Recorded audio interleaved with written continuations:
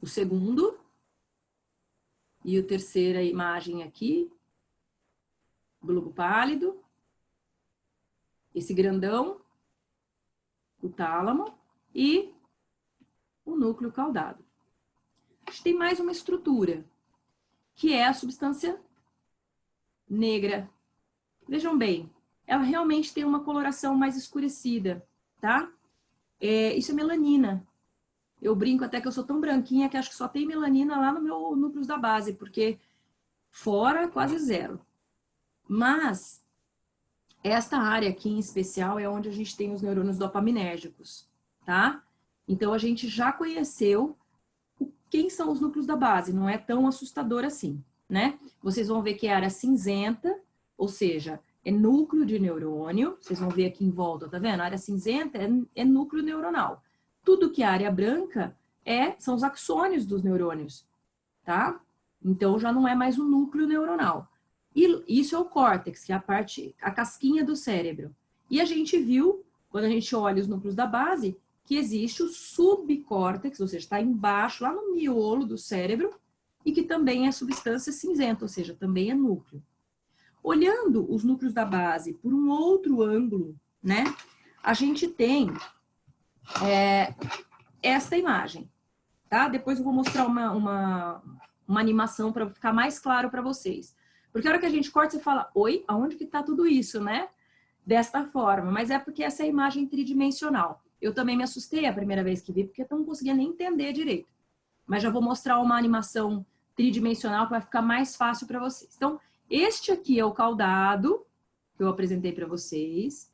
Este segundo é o globo pálido, é o putamen. Este aqui é o globo pálido externo e o globo pálido interno. Em relação à sua função, tá? O caudado e o putamen juntos correspondem à entrada dos estímulos nos núcleos da base. Vocês podem ler em alguns capítulos como estriado, estriatum, núcleo estriado, tá? É a junção, porque é um núcleo, os dois juntos formam uma função de entrada do estímulo dentro do sistema dos núcleos da base. Então, só para vocês falarem, mas a Roberta nem falou de estriatum, estriado, é porque caudado e putamen vão funcionar, funcionalmente, eles estão juntos. E o putamen e o globo pálido externo, eles vão formar um outro núcleo, que é o núcleo de saída do estímulo, vindo dos núcleos da base, e você vai poder ler como um núcleo lentiforme, tá? Então, quando vocês lerem núcleo lentiforme ou núcleo estriado, nós estamos falando da função de entrada e saída das informações dos núcleos da base. Eu vou pôr essa animação para vocês vão ver que ele vai ficar tridimensional, ele vai abrindo o cérebro, a gente vai tendo uma ideia mais tridimensional, mas é bem bonitinha essa imagem, tá? Aí vai dar para entender essa coisa do caudado, de frente, de trás, como é que eu enxergo aquela imagem inicial que eu mostrei para vocês, tá? Então, vamos lá.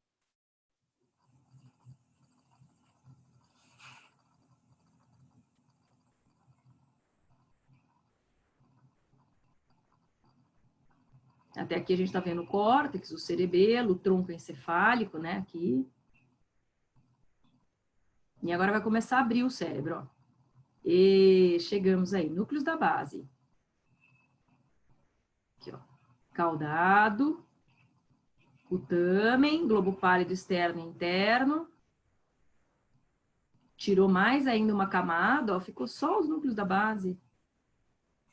Olha que interessante. Tá? Eu gosto muito dessa imagem aqui, tridimensional. É na internet, tá, gente? Aí embaixo tem o link. Depois, se vocês quiserem, até mando, porque eu tirei isso da apostilinha que eu fiz para vocês, tá? Mas eu posso até pôr. Devia ter deixado já, me esqueci. Bom, então o que os núcleos da base fazem? Ele sequencia movimentos de uma maneira adequada, regula tônus e força muscular, como a gente já falou. Ele vai, isso que essa frase meio difícil, é seleção e inibição de sinergias motoras, é porque se eu vou fazer uma ação, às vezes eu preciso parar com outra para agir. Eu sempre dou o exemplo de eu entrar no cinema atrasada. Eu vou entrar, eu ando de frente, meus braços balançam alternadamente, né? Troco os pés, enquanto eu tenho o pé direito na frente, a minha mão esquerda está na frente, né? Mas quando eu chego no cinema atrasado e eu vou pedir para entrar na fileira de alguém, tá cheio de gente, eu mudo o meu passo, né? Então, esta troca de movimento, que é bem automática, eu não paro para pensar que eu tenho que fazer isso. Eu simplesmente entro na fileira. De que forma? De frente, vou andando de ladinho, né? Vou trocando passo assim, ó. Então, para que isso aconteça, os núcleos da base têm que funcionar adequado. O parkinsoniano não consegue fazer isso. Quando ele vai passar num batente de porta, quando ele vai... ele chega, às vezes até num lugar que não nem ser tão estreito, ou o espaço se abre, por exemplo, tá andando na calçada e de repente tem um posto de gasolina na esquina, os pacientes costumam travar, o pé fica parado no chão, chumba no chão, que é a frase clássica do parkinsoniano, e ele começa a titubear o pezinho, fica tique, tique, tique, tique, tique, tique, tique, tique, tique, e não sai do lugar. Não desencadeia o passo, porque há uma alteração nesta troca de ação motora, tá? Que é essa frase feia aí, seleção e inibição de sinergias, quer dizer, trocar uma ação motora por outra, de acordo com a necessidade do seu sistema e do seu momento ali, motor, tá? Que a gente faz automaticamente. Então, lembrem sempre dessa palavra que eu estou repetindo aqui sem parar, hein? Automaticamente. Em relação às funções cognitivas, ele traz uma consciência da orientação espacial, tem muita coisa da motivação, da intenção comunicativa.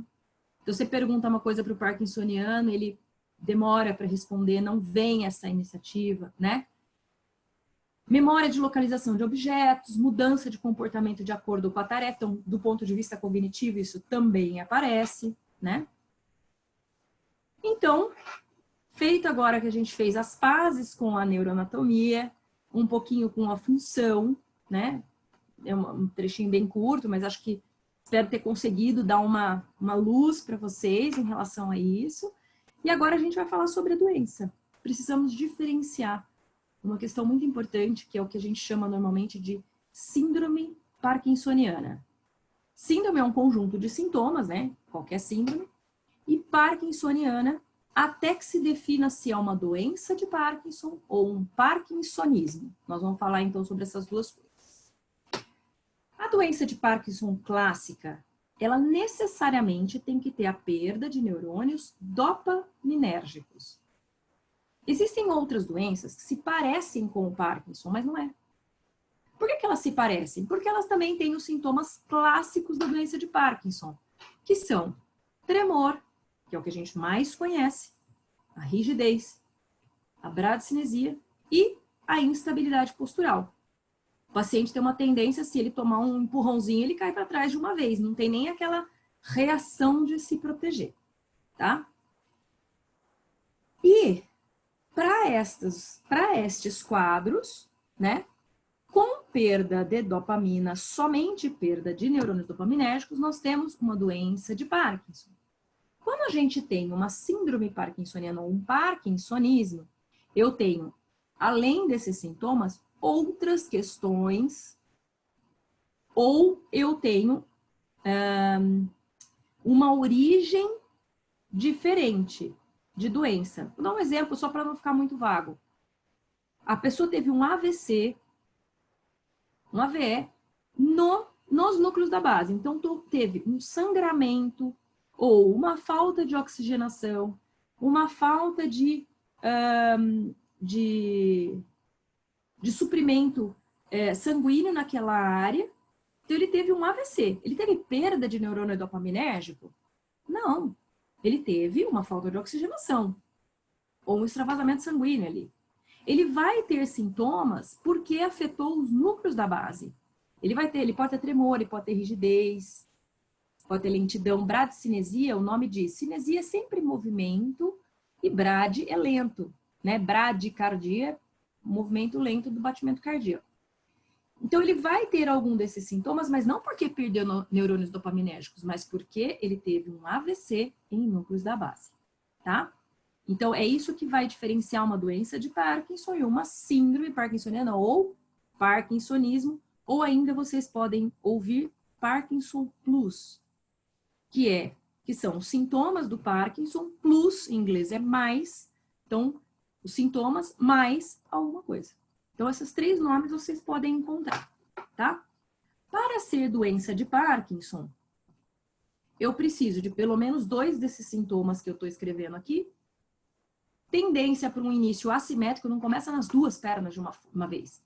Primeiro uma das mãos, depois a outra, uma perna, a outra, sendo que sempre o primeiro lugar que apareceu vai ter sempre um sintoma mais intenso, tá? Sempre vai ser pior de um lado.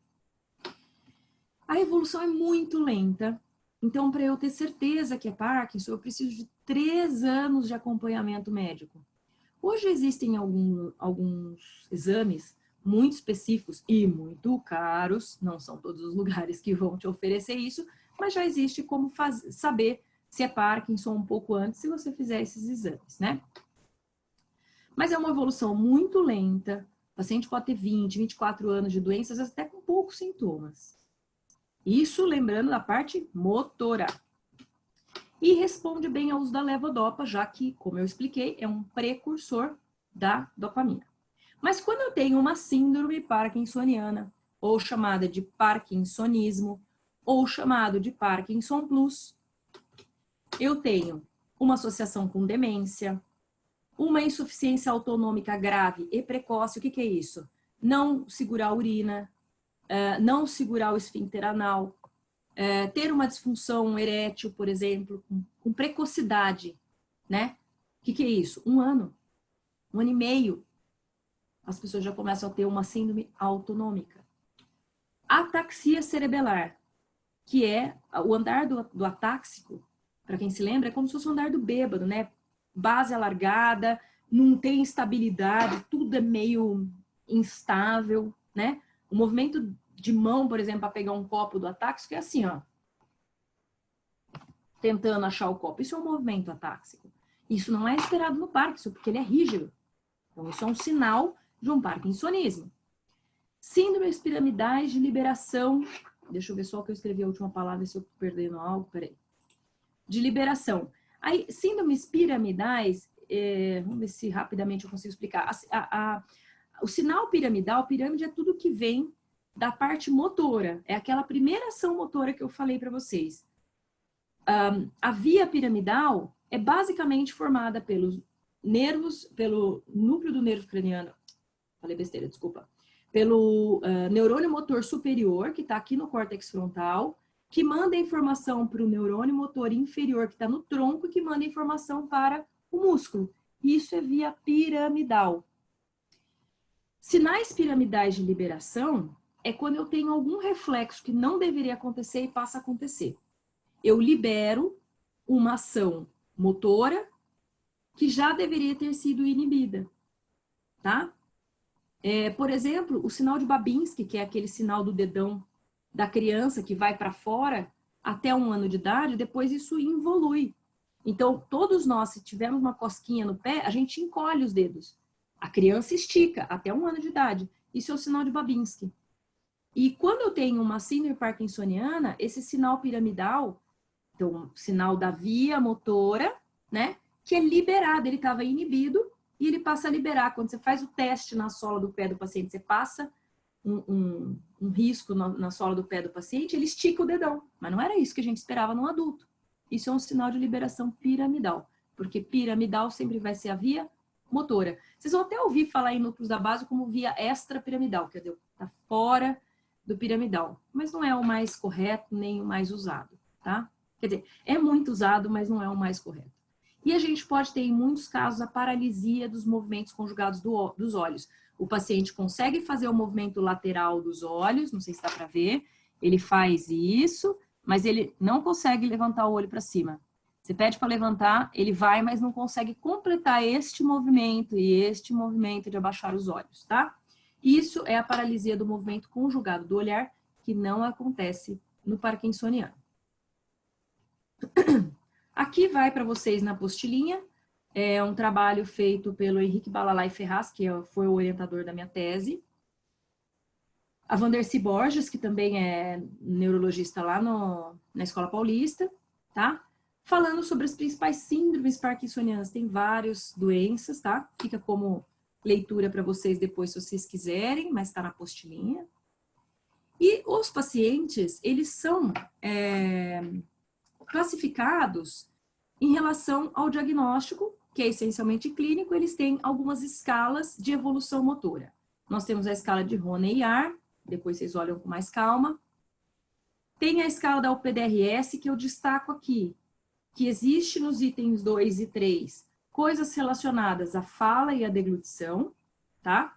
Então, na minha tese, por exemplo, eu usei a escala de Rone-Yahr e os itens 2 e 3 da unificada, da UPDRS, escala unificada da doença de Parkinson, e eu vi na internet que tem várias outras escalas hoje, qualidade de vida, de desautonomia, de cinesia e etc. Estes são alguns dos distúrbios raros que afetam os núcleos da base, que a gente chama de atrofia de múltiplos sistemas, ou MSA, ou AMS em português, paralisia supranuclear progressiva, que é a PSP, doença de Machado-Joseph, distonia, Cored-Huntington. Todas essas doenças são algumas das que são conhecidas como parkinsonismo. O que acontece muitas vezes é que quando o paciente vai receber o diagnóstico, ele recebe o diagnóstico de síndrome parkinsoniana ou parkinsonismo, e ao longo dos 3 anos, se ele evoluir lentamente, responder a levodopa, vai se saber que não é um parkinsonismo, mas uma doença de Parkinson. Isso fica agora como uma curiosidade para vocês. Vamos para um paciente parkinsoniano, que agora eu vou só falar de Parkinson.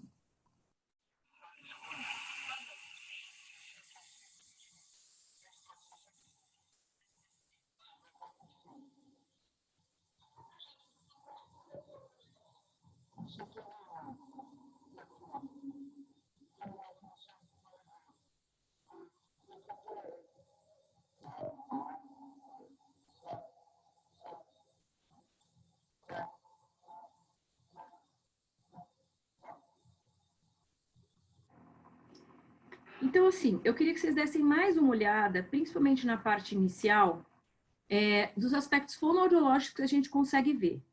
Voz, onde tem tremor, como é esse tremor. Vamos lá.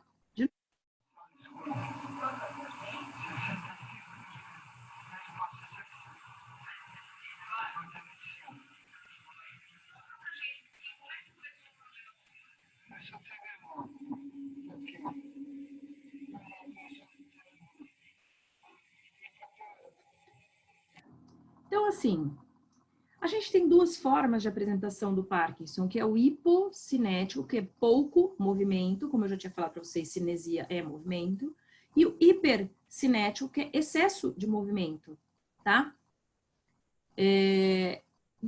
Vocês acham que este paciente, ele tem uma tendência a ser hipo ou hiper? Ele trouxe pouca história, eu vou falar um pouquinho mais sobre a história. O que a gente ouve que começou numa das mãos e depois foi piorando. Que impressão a gente tem em relação à qualidade vocal desse paciente?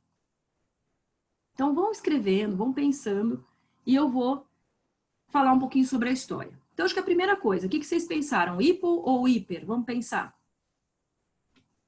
Hipo, tá? Ele é mais lentificado, mais calminho, né? Da história clínica, ele traz que começou com tremor numa das mãos, foi piorando e passando para outra mão, e depois para as pernas, que aí é o que eu tinha, né? Como história. E acha que a voz está fraca e sente alimento parado na garganta. Qual a impressão que a gente tem? Se vocês observarem, ele tem um tremor de mandíbula. Licença, Roberta, a gente não ouviu o áudio do vídeo. Nada? Como é que faz para ouvir o áudio do vídeo, será, gente? Que pena. Oh, meu Deus. Ele tá saindo, mas tá saindo baixinho, Rô. Será que você consegue aumentar o volume? Acho que assim vai sair. Deixa eu só ver no meu computador se tá tudo aumentado. Tá 100% aqui. Vou tentar de novo, tá, gente? Perdeu. Ah, pena. Vamos lá. Vamos tentar de novo. Vê se melhora, gente.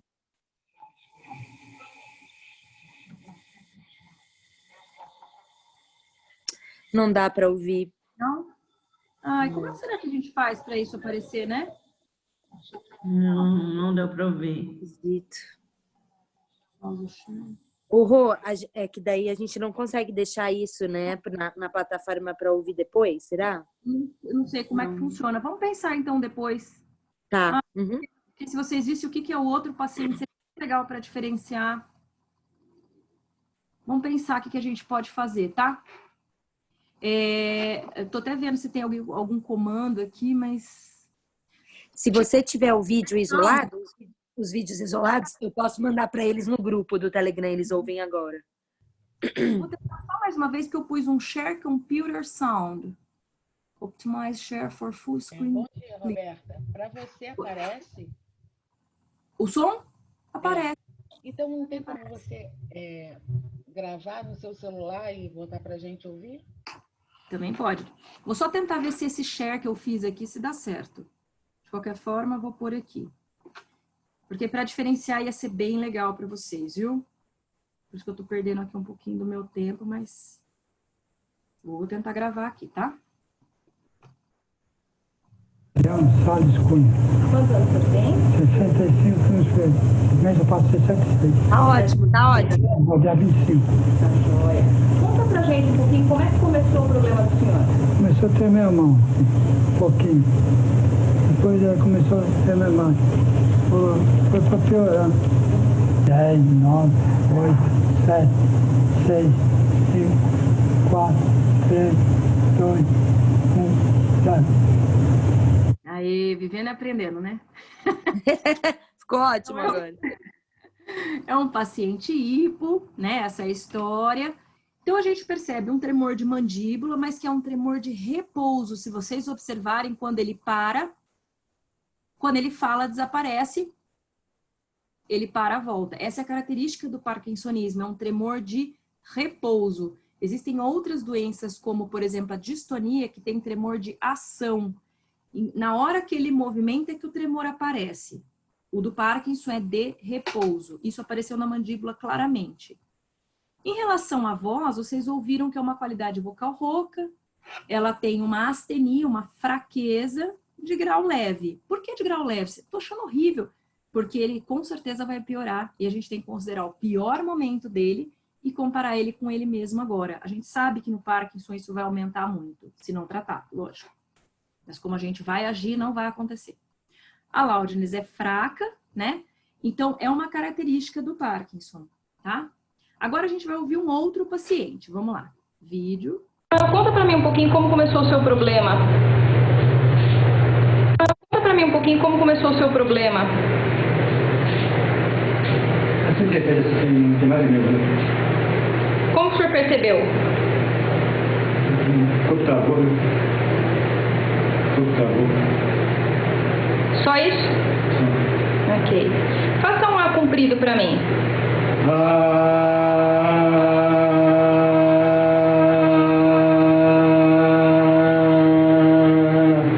Conta pra mim de 1 a 10. 1, 2, 3, 4, 5, 6, 7, 8, 9, 10. Fala pra mim os meses do ano.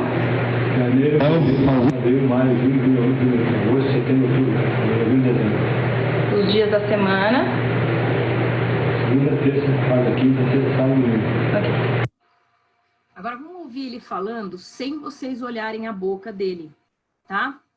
E preste atenção na minha garra. Augusto Ferreira da Silva. Quantos anos o senhor tem? 58. Que dia que é hoje, Samuel? Na terça? De Janeiro? fevereiro. Desculpa. Em 2006. Ok. Seu Manuel, conta pra mim um pouquinho como é que começou o problema do senhor. Você fazendo, de repente, eu ando sentindo esse sintoma assim, que parece que com o tempo vai piorar, né? arrependo. Eu estava fechando uma firma aí, eu nem no consultório, cara, lógico. De repente me dá pra cá, no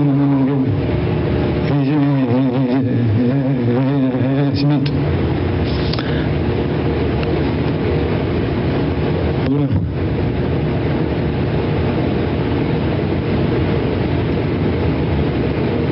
Foi assim que começou? Foi. Ok, pausa da entrevistadora foi, não sei onde é que o senhor tá, não sei o que o senhor falou, portanto eu dei aquela disfarçada assim, foi assim que começou, porque daí que eu demorei esse tempo todo para entender, aí ele acabou de falar. Vocês entenderam alguma coisa que ele falou? Pouquíssimo, né? Mais ou menos.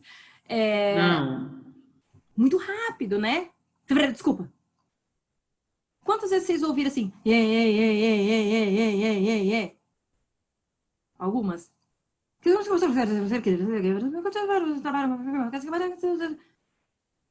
Ele é hipo ou hiper? Muito movimento ou pouco movimento? Hiper, né? Da história clínica, a gente não é que a gente entendeu, né? É que ele foi com o filho que me contou tudo. Então, o que a gente consegue ouvir na primeira parte do vídeo é que o corpo travou. Não sei se vocês entenderam. Ele vê que a gente não entende, ele repete. O corpo travou.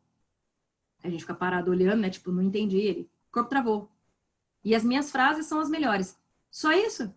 Tipo, não estava conseguindo entender, né? Foi desesperador, confesso.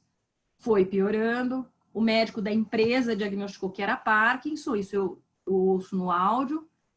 E as pessoas não entendem o que ele fala. Realmente, né? Quais são as nossas impressões? Ele tem uma hipomimia facial, aquele falta de movimento, parecida com alguém que esteve na nossa história recente, né, da política, mas eu não vou citar nomes. Ritmo de fala aumentado, tenho quase certeza. Ritmo de fala aumentadíssimo, né?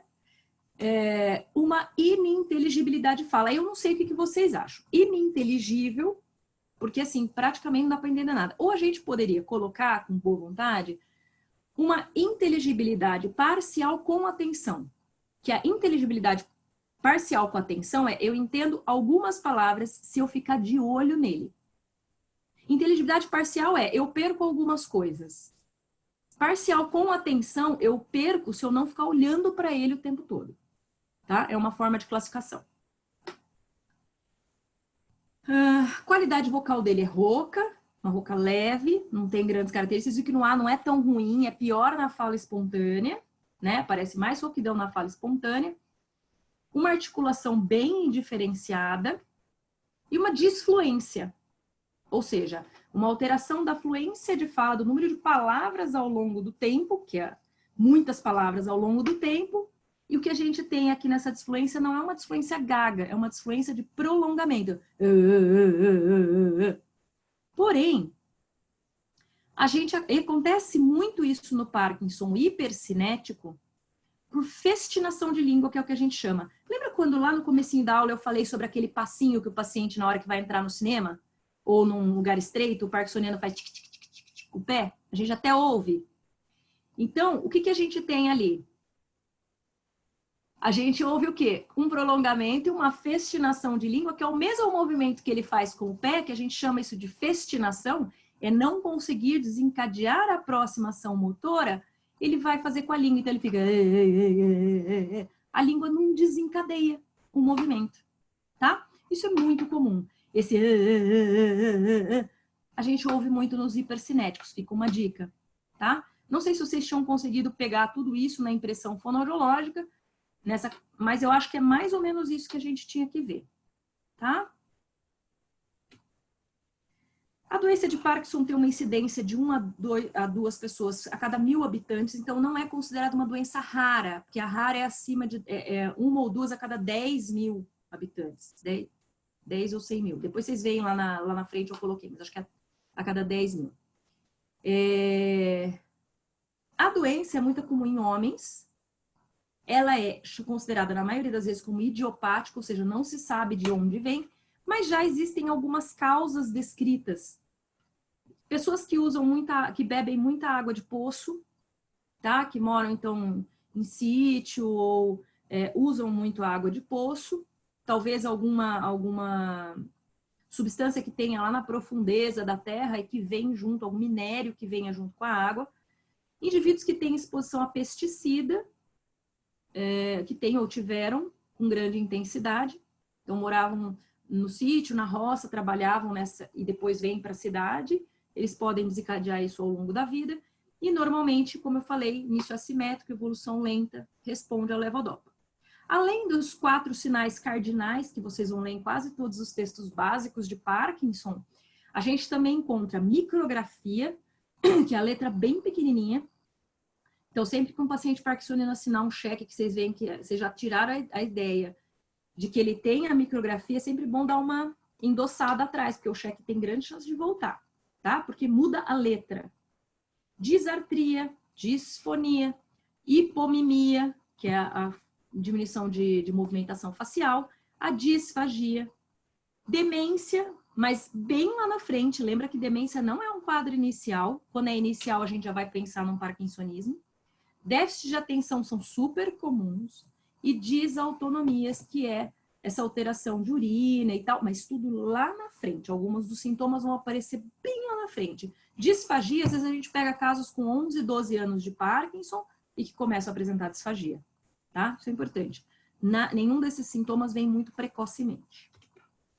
Mas existem evidências de que a doença, esses nomes meio palavrões aí, é só a gente lembrar. Nigro é de substância negra. Estriatal, lembra do núcleo estriado que a gente falou? Que era o núcleo caudado com o putamen, que juntos tinham a informação de entrada das informações nos núcleos da base. Então, parece que existe uma doença, nigro, da substância negra, onde produz neurônios dopaminérgicos, estriatal, pela entrada dos núcleos da base, que é pré-clínica, ou seja, existem sintomas parkinsonianos antes da clínica básica de tremor, etc. São sintomas não motores, que antecedem os sintomas motores, quando a doença já é nigroestriatal, e que a patologia, mostrando que a patologia pode ser extranigral, quer dizer, fora dos núcleos da substância negra, antes da substância negra ser atingida. Então, só para não ficar ruim essas palavras aqui meio difíceis, mas é interessante porque elas se decompõem, tá? Então, o que nós vamos ter? Hiposmia, falta de cheiro, que a gente tem visto muito agora na Covid, né? Mas esses pacientes parkinsonianos podem ter até 4 anos antes da doença. 70% a 90% dos parkinsonianos não têm cheiro. Distúrbios do sono REM. Pacientes começam a ter muita agitação, batem na mulher à noite, né? Porque é uma agitação do sono. Síndrome das pernas inquietas. 7 a 12 anos antes. Constipação. Ah, mas eu sempre fui constipado. Pode ser até 12 anos da doença. Ninguém nasce constipado, né? Normalmente a pessoa está sempre lutando contra isso, mas assim, a constipação muito intensa, tipo ir no banheiro a cada uma vez por semana, a cada 4, 5 dias, que começou até 12 anos antes. Desautonomia, pode acontecer antes da doença. Disfunções miccionais e eréteis, antes da doença. Dor, fadiga, apatia, perda de atenção, perda de memória. A presença de sinucleína é uma proteína que pode estar nos plexos cardíacos, mas já se descobriu que tem nas glândulas salivares, já se descobriu que tem também na parte gastrointestinal, né? Mas a gente não vai investigar isso antes, a não ser que tenha uma desconfiança. E imagens já podem ser detectadas 5 a 13 anos antes, imagens da doença se iniciando, mas que só vai ser como se fosse um achado de exame, né? Ninguém vai procurar a doença. Porém, se tiver 3 sintomas juntos, a gente pode ter quase certeza que vai ter o desenvolvimento do Parkinson. Hiposmia, distúrbio de sono REM e constipação no mesmo sujeitinho, nós podemos ter, então, a grande chance de que isso vá desenvolver uma doença de Parkinson. Ok? Aqui, só um gráfico, né? Ó. Antes da decadência motora, a gente tem hiposmia, constipação e depressão. Começou a cair, né? Número de substância negra, tá tudo bem. Começa a cair, sintomas de hiposmia, constipação começam a aparecer, até que se diagnostica a doença de Parkinson, ou seja, as coisas já estavam acontecendo bem antes. Aqui tem uma outra explicação para a possibilidade do Parkinson, que é através do nervo vago, a doença, quer dizer, uma questão gástrica, levando a doença para o cérebro, desencadeando o Parkinson. Horrível, né? Essa é a ideia. Mas esse aqui é um trabalho mostrando que quem fez vagotomia teve menos Parkinson do que quem não fez. Ninguém vai fazer vagotomia, né? Foi um achado de uma cirurgia, tá? A gente pode ter alterações no trato gastrointestinal, desde disfagia, né? A parte mais alta, ou mesmo a parte baixa. Como a gente pode ter a constipação, então trato gastrointestinal, lá embaixo. Vômica, que é retorno do que se comeu, mas nem chegou no estômago, então não teve cheiro, não teve acidificação. Então a pessoa come uma banana, daqui 10 minutos você fala, ela vomitou. Não, porque o vômito tem cheiro, demora para acontecer, já foi acidificado, tem outra cor, não tem a cara do alimento, né? Mas quando você tem uma vômica, o alimento para no esôfago e depois ele volta com a mesma cor da bananinha que você deu, sem cheiro, tá? Tem a mesma cor. Então isso é porque parou alto, não chegou a acidificar no estômago, chama vômica. E sinais de refluxo, tá? Que é muito comum nos pacientes. Ó, tá vendo? Isso aqui, se não descer, isso que parou aqui pode voltar para a boca, mas não foi acidificado, não vai ter cheiro, nem mudou a cor da aparência do alimento, tá? Uma coisa importante da gente conhecer, o Parkinson tem um atraso no esvaziamento gástrico de 70% a 100%, podendo até ser assintomático. Nós temos cuidado com o volume, né? Então, o importante é comer muito. Não, o importante é comer uma quantidade calórica suficiente, mas lembrando que eles vão ter esvaziamento gástrico. A falta do esvaziamento gástrico faz com que eles tenham menos absorção da medicação. Então, aquele Prolopa que vai ajudar ele a se movimentar melhor pode não ter a função adequada, porque o Prolopa não pode ser tomado com proteína. Não pode tomar com leite o Prolopa. Por isso que é sempre meia hora antes da alimentação ou uma hora após, porque a proteína ela atrapalha em até 50% o efeito da medicação. E entendam, às vezes o médico orienta, mas o paciente não consegue captar isso. Então, às vezes, quando ele vem para o nosso consultório, é sempre importante a gente perguntar, tá? 30% dos pacientes relatam sintomas gastrointestinais. As medicações dopaminérgicas podem contribuir para o atraso no esvaziamento gástrico. Então, olha que difícil, né? Você toma a medicação, o paciente já tem um esvaziamento gástrico ruim e a medicação ainda ajuda isso a acontecer. Então, acaba gerando uma falta de absorção adequada da levodopa, que é o que gera aquelas flutuações que a gente vai ver. O paciente fica bem, fica ruim, fica bem, fica ruim ao longo do dia, tá? Medicação, nós temos tipos de medicação, nós temos formas de apresentação diferentes, tem dispersível, tem o que a gente consegue quebrar, porque 1/4 de medicação antes era difícil, quebrava tudo errado, então agora ele já vem achuradinho para você quebrar mais fácil. A gente tem que entender a característica da medicação, como toda medicação, ela tem um efeito depois de um tempo que você toma a medicação, dura um tempo e depois piora novamente. Então, isso é importante a gente conhecer. Que hora você vai querer fazer terapia? Quando ele está em o que a gente chama de off? O efeito já passou? Ou ainda não começou o efeito da medicação? Você vai ter menos ganho terapêutico.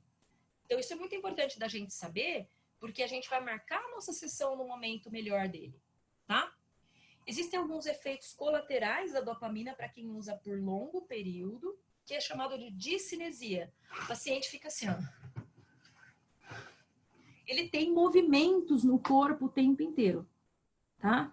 Isso pode acontecer no pico da dose, pode acontecer no início da tomada, depois estabiliza, depois começa a aparecer na saída da dose, e tem aquela que não para.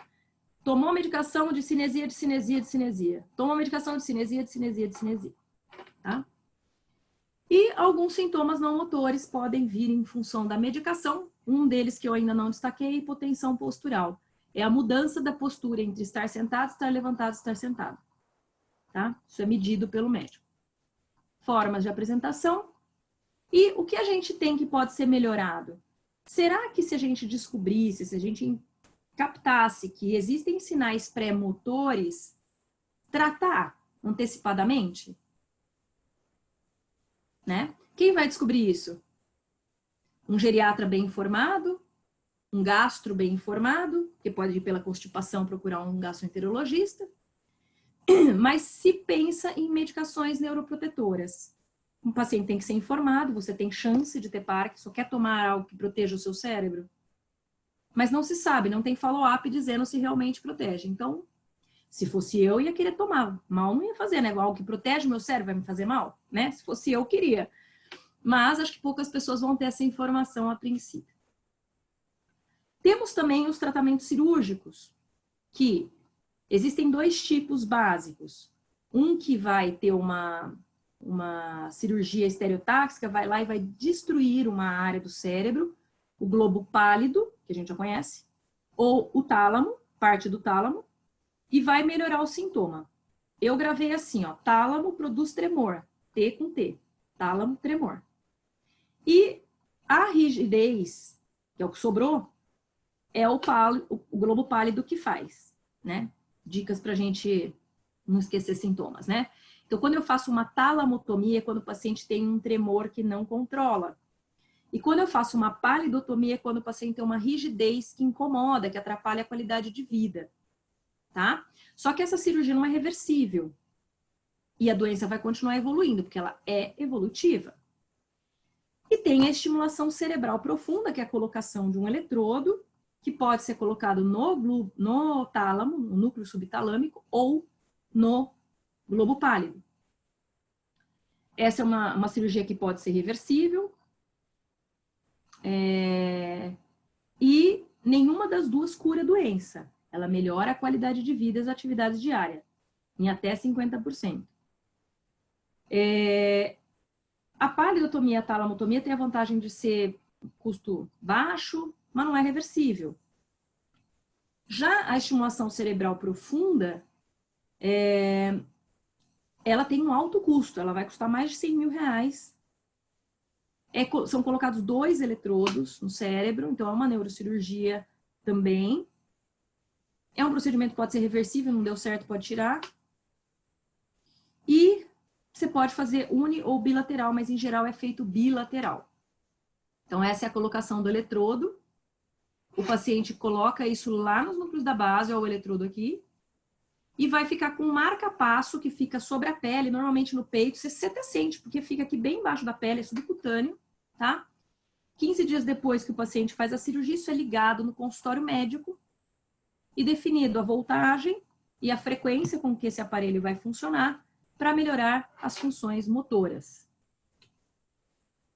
Todos vão precisar do uso de levodopa, mas normalmente ainda não se tem uma... Eu assisti esses dias um webinar da Medtronic, e eles falam que assim, ainda não tem assim, eu consigo diminuir a medicação depois que eu faço o ECP, tá? Ou vocês vão ouvir como DBS, ECP em português. Não dá para ter certeza, isso é de paciente para paciente. Mas, assim que liga, se deu certo a cirurgia, o paciente tem melhora imediata da marcha e, às vezes, da fala. Mas só é colocado em paciente parkinsoniano, por isso precisa ter boa resposta à levodopa, ser colocada depois que já tem pelo menos 3 anos de sinais motores, porque você tem certeza que é Parkinson, não pode ter depressão, porque pode piorar o quadro depressivo, e não pode ter doenças psiquiátricas, porque isso pode atrapalhar muitíssimo. Alguns pacientes podem ter piora da fala, podem ter mais disartria, piora da voz, alguns transtornos cognitivos e até obesidade. Mas isso depende do custo-benefício, não é o que vai contraindicar a cirurgia. Acho que isso tudo eu falei.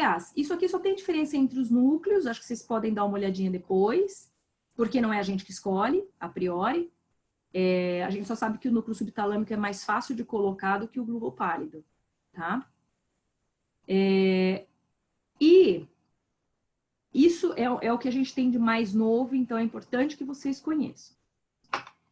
Falando um pouquinho sobre a nossa anamnese, é muito importante que eu conheça os dados pessoais do paciente, que eu entenda a história clínica dele, a história pregressa, que é tudo aquilo que eu falei para vocês, né? Onde ele morou, toma água de poço, foi exposto a pesticida, para a gente entender um pouquinho de onde pode vir. Eu gosto muito de perguntar se os pais são vivos ou são falecidos, porque às vezes você tem uma ideia se isso pode vir, principalmente para pacientes mais jovens, um quadro mais genético, mas pacientes mais jovens, abaixo de 60 anos com Parkinson, bem como depressão ou suicídio na família, também determina Parkinson juvenil, abaixo de 60 anos.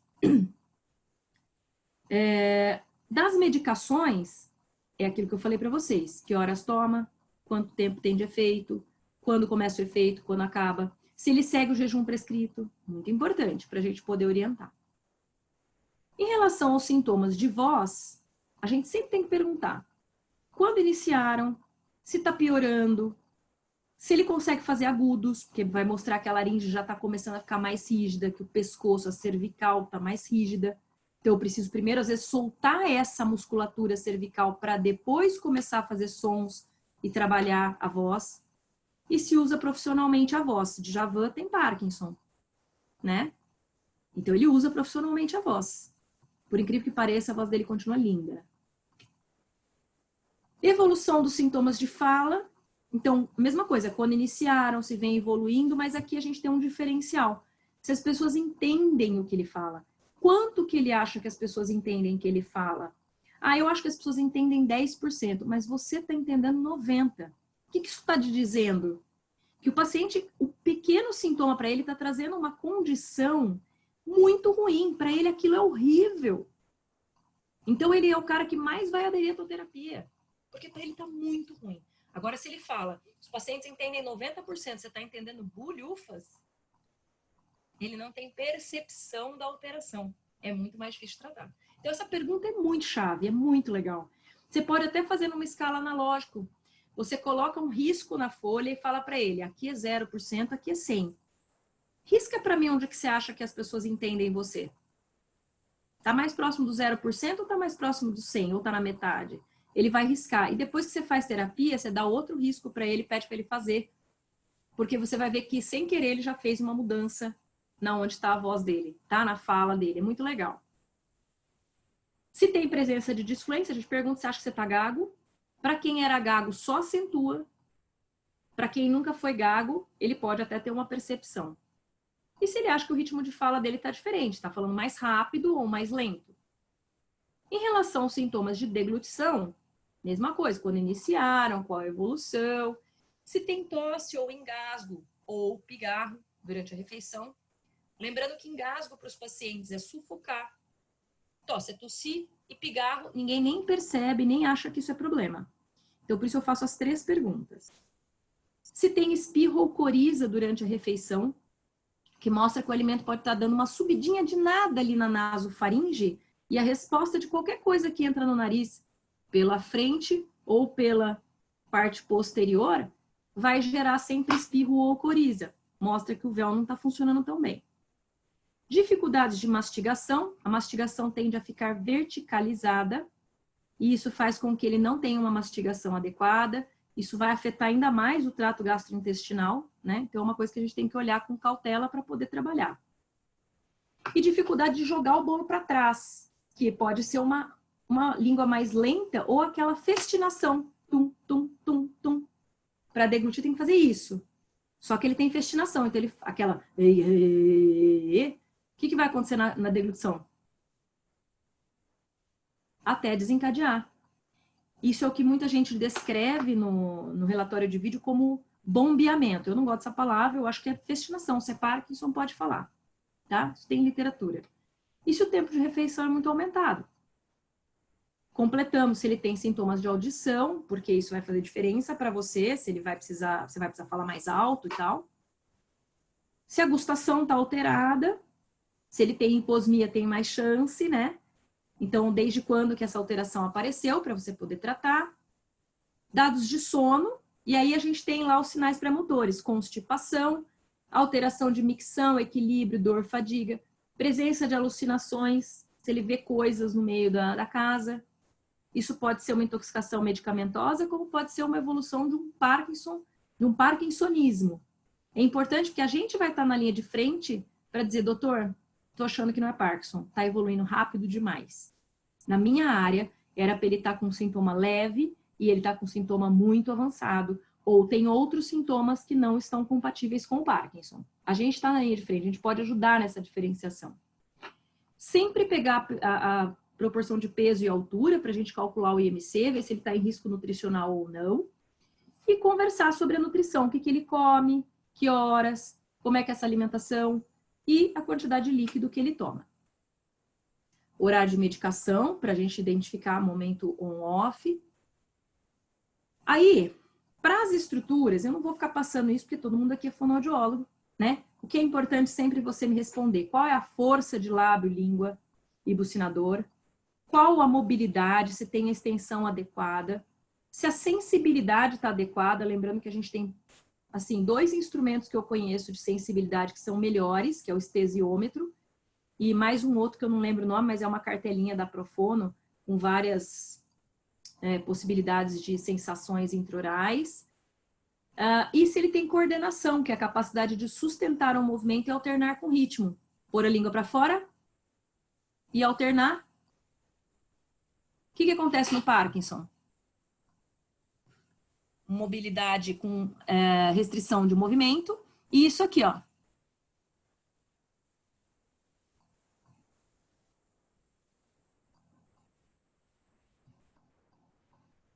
Perceberam? Tenta aí, não vai, vai, volta. Tenta aí, não vai, volta. Não tem ritmo. Isso é incoordenação por dificuldade no ritmo, tá? Como ele pode fazer isso? E você pediu para ele segurar lá na frente, ele não consegue. Isso é incoordenação por falta de sustentação do movimento. Sempre olhem o véu palatino. Aqui tem uma prova de Gutzmann, eu não sei se todo mundo conhece, mas é falar um I e apertar o nariz várias vezes. E... então, é você ser capaz de não ter a mudança de ressonância. Agora, se ele tem nasalidade, isso é prova de Gutzmann positiva, tá mostrando que o véu não está funcionando muito bem. Laringe, fazemos a avaliação completa da qualidade vocal, que é uma das queixas principais no Parkinson. Avaliar a elevação da laringe, a sustentação do ocioide, né, a anteriorização, porque isso protege a via aérea, então tem que levantar, anteriorizar e sustentar. Vamos dar uma olhadinha no padrão articulatório da fala, se o ritmo está adequado, se ele consegue entonar, que é uma... Vocês vão ler muito sobre monopitch, monoloudness, tá? Que é aquela fala monótona, sem graça, chatinha, né?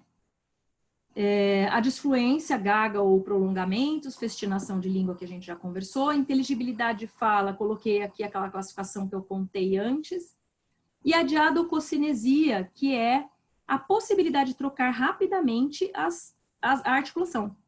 Patacá, patacá, patacá, patacá, patacá, patacá, patacá, patacá. Essa é a diadococinesia alternada. Ou a sequencial é pá, pá, pá, pá, pá, pá, pá, pá, pá, pá, pá, pá, pá. Tá, tá, tá, tá, tá, tá, tá, tá, tá, o mesmo som. E a laringe, que até eu tenho dificuldade de fazer, acho essa prova cruel, que é fazer isso aqui, ó. Às vezes eu acho que eu tô neurológica, porque para mim é péssimo fazer esse exercício. Essa diadococinesia nem eu passo, acho meio cruel de fazer com os outros, mas ela é descrita, tá? Em relação à respiração, sempre importante o tipo respiratório, a coordenação pneumofônica e a capacidade vital quando a gente tem como avaliar, mas não é o principal. Tosse é muito importante, porque é a capacidade que o indivíduo tem de eliminar algo que entra na via aérea eventualmente. E a deglutição, que aí a gente vai fazer com a ausculta, a gente vai usar o oxímetro, vamos dar várias consistências, às vezes avaliar uma refeição completa, porque ele pode ir mal no começo por rigidez, a musculatura mais fria, né, em relação ao movimento. E aí, conforme ele vai esquentando com a comida, vai melhorando ao longo da alimentação. Por isso, uma das dicas que eu sempre dou é comece sempre com um quentinho, tá? É muito melhor começar com um consomê no parkinsoniano do que começar com uma salada fria, porque você dá uma aquecida na musculatura, e aí você vai ter uma refeição melhor, tá? Então fica uma dica. E se tiver que fazer alguma manobra, como ele responde. Sempre que a gente finalizar uma avaliação, a gente tem que dar a hipótese diagnóstica com CID e que conduta eu vou dar. Que terapia eu vou fazer, quantas vezes por semana, quais orientações, tem exame para fazer, né? E, para a gente finalizar, eu vou pôr um caso e vou deixar depois para a Paola algumas perguntas para vocês responderem, depois eu mando as respostas, tá bom? Vamos lá. Eu não quero nem olhar quanto que eu já passei de tempo, porque eu tenho quase certeza que eu passei muito. Vamos ver se o vídeo degluta. Não me contem, quero nem olhar vocês. Não tem problema. Já tem estase alimentar, obrigada, Mércia. Já tem estase alimentar em valécula, em recessos, né? O alimento já está parado. Só que ele começou a entrar na via aérea, ó. Para quem não tem o hábito, eu estou contando o exame. Tem aspiração, ó. Isso aqui é aspiração, tá na traqueia já. E o que é interessante é que vocês não estão vendo ele tossir, né? Então é o que a gente chama de uma aspiração silente. Ok? Tem escape anterior, ó. Vejam que tem festinação de língua. Vai, joga depois. Aspiração, ó, grandona já. Estase. Segmento faringoesofágico com dificuldade de abertura, por rigidez. Ó a língua, tum, movendo, ó. Tentando jogar. Isso é festinação. Dificuldade na abertura do segmento, ó, veja. Por que que isso acontece? Porque a laringe não levanta bem. Vocês vão ver aqui que ela não sobe muito. Ele vai engolir agora, ó. Ela não sobe muito, ela não vem para frente, tá? Esse é o motivo que para tanto em recesso. Então, já fica a dica da terapia, né? Laringe não sobe, laringe não anterioriza, por isso o segmento não abre, por isso gera estase. Estase em valécula, tem dificuldade de ejeção, tem dificuldade de propulsão do bolo, não tem uma ejeção adequada. Fica a dica da terapia. Agora vamos ouvir ele falar. Desculpa, vou pôr junto, vai. Ontem teve a votação, o senhor assistiu? Assisti. E o que o senhor achou? Acho que tinha um pouquinho, não foi o dia inteiro, né? Não foi o dia inteiro. E eu assisti um pouco. E o que o senhor achou do que o senhor acompanhou? Ficou sabendo do resultado?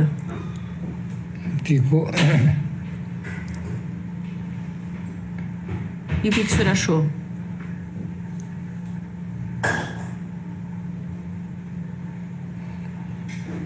A Dilma foi votada para fazer o impeachment, né? O que o senhor acha disso?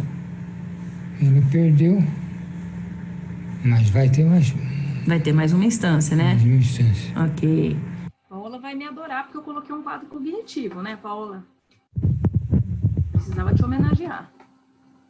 Maravilhosa. Agora, eu vou colocar a naso dele. Bom, não preciso nem dizer muita coisa. O que vocês acham que é tudo branco aqui, ó?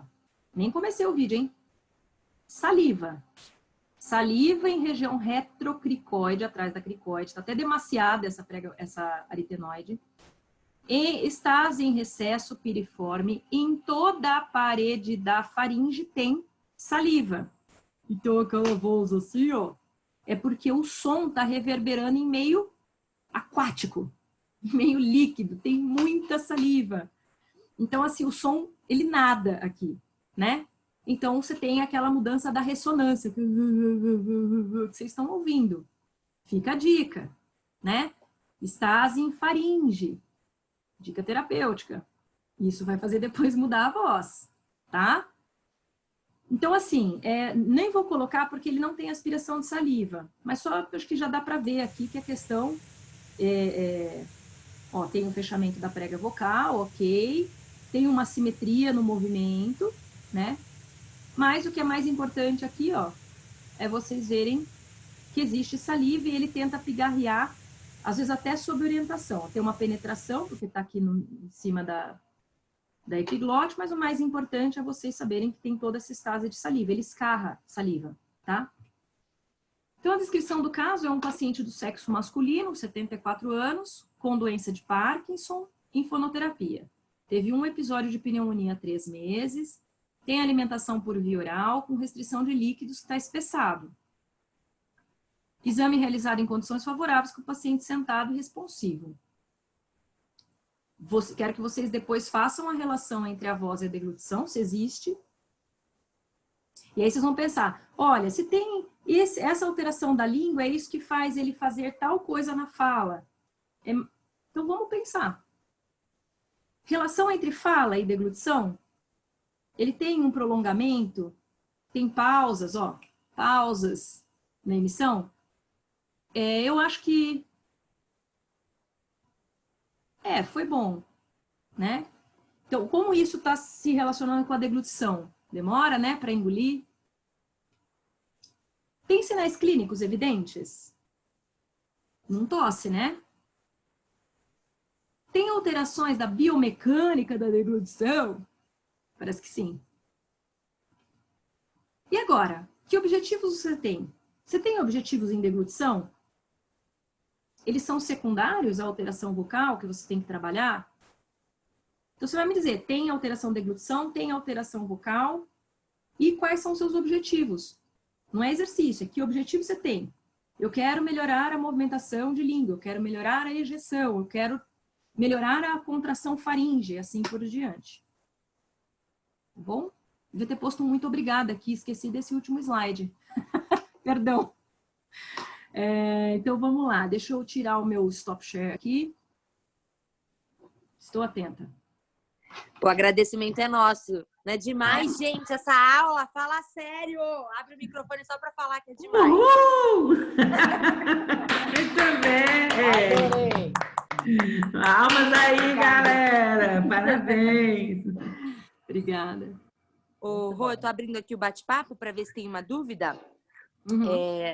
Na verdade, tem só comentários de que as pessoas estão amando, gostando, que foi muito bom. Legal. E aí a Estefânia diz que a ECP tem sido fornecido pelo SUS. Ela pergunta, isso ou ouvi falar em DH?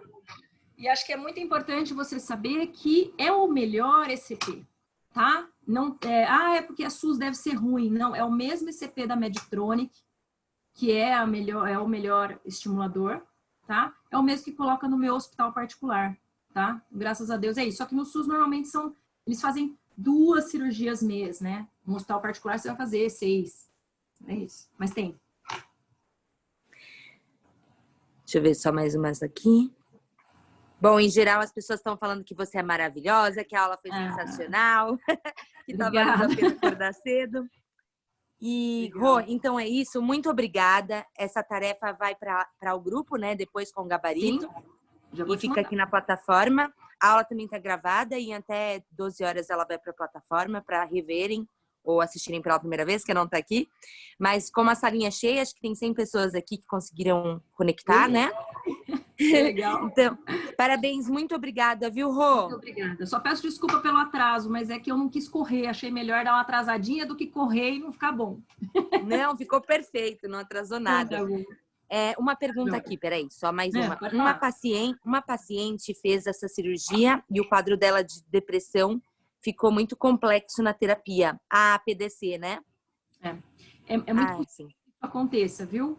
É por isso que você passa por uma série de critérios prévios. Se o paciente tem uma depressão, se não está controlada, existe um risco de que isso piore com a ECP. O que tem que ser feito, e às vezes se foi feito há pouco tempo, é o médico ir controlando ou a voltagem ou a frequência do estímulo para que isso possa ser um pouco ajustado, associado à dose medicamentosa. É uma possibilidade, tá? Perfeito. Rô, obrigada, bom dia. Obrigada, meninas. Bom dia para todos, tá? Adorei. Vai ter mais Roberta Busch na aula de Bom dia, tradução. obrigada. E a última de Covid também na segunda-feira, né, Rô? Pra fechar o Isso curso. mesmo. Perfeito. Muito Tá bom? obrigada, meninas. Um beijo, Obrigada. bom dia para todos. Beijos. Beijos, tchau, tchau. Tchau.